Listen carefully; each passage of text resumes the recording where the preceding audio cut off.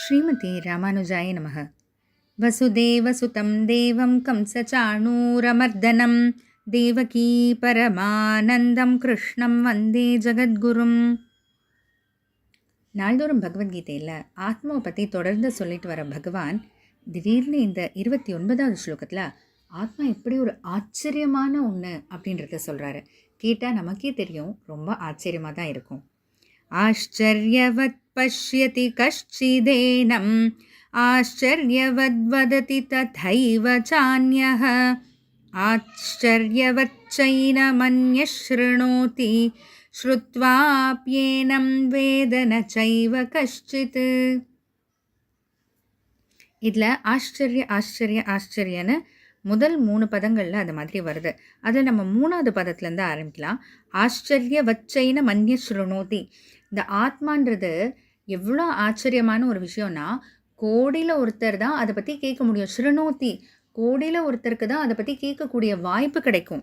ஆச்சரிய வச்சைன மன்ய ஸ்ருணோதி ஆச்சரிய வத்வதத்தி ததைவ சான்யக. அந்த கோடியில் சிலருக்கு தான் அதை பற்றி கேட்கறதுக்கான வாய்ப்பு கிடைக்கும் இல்லையா? அந்த கேட்டதுலேயும் எவ்வளோ கோடியில் சில பேருக்கு தான் வதத்தி அதை பற்றி பேசுறதுக்கான வாய்ப்பு கிடைக்கும். ஆச்சரியவத் பஷ்யதி கஷ்டிதேனம். அதில் எவ்வளோ சில பேரால் மட்டும்தான் அதை பற்றி பேச முடியும்னு பார்த்துலாம் இல்லையா? அதில் கோடியில் சில பேரால் மட்டும்தான் அதை உண்மையாக பார்க்க முடியும்னா அது உண்மையாக உணர முடியும். ஆத்மா எப்படிப்பட்டதுன்னு தெரிஞ்சுக்க முடியும். ஸ்ருத்வாப்யேனம் வேதன சைவ கஷ்டித். அதாவது பகவான் இங்கே என்ன சொல்ல வர்றாருன்னா, ஆத்மா எப்படிப்பட்டது, எப்படி ஒரு ஆச்சரியமான விஷயம், ஒரு அரிதான விஷயம்னா எல்லாராலையும்லாம் அதை சுலபமாக இதை பற்றி தெரிஞ்சுக்க முடியாது.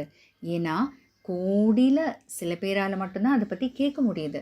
ஏன்னா முதல்ல எல்லாமே கேட்குறதுலேருந்து தானே ஆரம்பிக்கணும். பக்த பிரகலாதன் சொல்கிற மாதிரி ஸ்ரவணம் கீர்த்தனம்னு கேட்குறதுல தான் முதல்ல எல்லாமே ஆரம்பிக்கும். அதனால் கோடியில் சில பேருக்கு தான் அதை பற்றி கேட்குறதுக்கான வாய்ப்பே கிடைக்கும். அதுலேயும் சிலருக்கு தான் அதை பற்றி பேசுகிறதுக்கான வாய்ப்பு கிடைக்கும். அதுலேயும் சிலருக்கு தான் அதை பற்றி உண்மையாகவே உணர்றதுக்கு பார்க்கறதுக்கான வாய்ப்பு கிடைக்கும். ஸ்ருத்வாப்யேனம் வேதன கைவ கஷ்டித். இப்படி ரொம்ப சிலரால் தான் கேட்க முடிஞ்சு, ரொம்ப சிலரால் தான் அதை பற்றி பேச முடிஞ்சு, ரொம்ப சிலரால் தான் அதை பற்றி உண்மையாக தெரிஞ்சுக்க முடிஞ்சாலும் முழுமையாக இந்த ஜீவாத்மாவை பற்றி உள்ளபடி உணர்ந்து கொள்கிறதுக்கு யாராலையுமே முடியாது. ஏன்னா அப்படிப்பட்டது இந்த ஜீவாத்மா, இந்த ஆத்மான்ற விஷயன்றது பகவான் சொல்கிறாரு. இது எப்படின்னு நம்ம யோசிக்கலாம். என்ன இதுதான் நமக்கு, அதுவும் இன்றைக்கு தேதியில் எல்லாமே யூடியூப்பில் நமக்கு கிடைக்குது, டிவியில் கிடைக்குது, புக்காக வெளியிடுறாங்க. அப்போ யாருனால தான் தெரிஞ்சுக்க முடியாது அப்படின்னா, ஒரு சின்ன உதாரணம் பார்க்கலாமே. இப்போது பகவத்கீதைன்றதுல இருக்குது, அதில் ஆத்மாவை பற்றிலாம் பகவான் சொல்லியிருக்காருன்னா, எவ்வளோ பேர் அந்த பகவத்கீதையை கேட்குறதுக்கோ அந்த புக்கை வாங்கி படிக்கிறதுக்கோ வாய்ப்பு கிடைக்குது. எழுத படிக்க தெரிஞ்சால் மட்டும் போதாத, உடனே எல்லாரும் அதை எடுத்து படிக்க ஆரம்பிச்சிடுறாளா, இல்லை கேட்க ஆரம்பிச்சிடுறாங்களா? இல்லை இல்லையா? அதுதான் பகவான் சொல்ல வர்றாரு. அதனால் அரிது மானிடராய் பிறப்பதே அரிதுன்ற மாதிரி முதல்ல இந்த மனித பிறவின்றது கிடைக்கிறதே ஒரு அரிதான விஷயம்.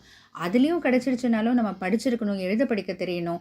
அப்படி இல்லைனாலும் நமக்கு கேட்குறதுக்கான அந்த ஒரு ருச்சி இருக்கணும், ஆர்வம் இருக்கணும், கேட்டது நமக்கு மனசில் பதியணும், அதை 4 பேருக்கு சொல்லணும், முழுமையாக அதை பற்றி தெரிஞ்சுக்கணுன்றதுலாம் அப்போ எவ்வளோ ஒரு அரிதான விஷயம்னு இதனால புரியுதா? அதனால தான் பகவான் ஆச்சரியன்னு 3 தடவை இந்த ஆத்மாவை பற்றி அப்படி பகவானே சொல்கிறாரு. அப்படின்னா அப்போ அரிதான விஷயம் அந்த ஆத்மா, கண்டிப்பாக தெரிஞ்சுக்கணும்.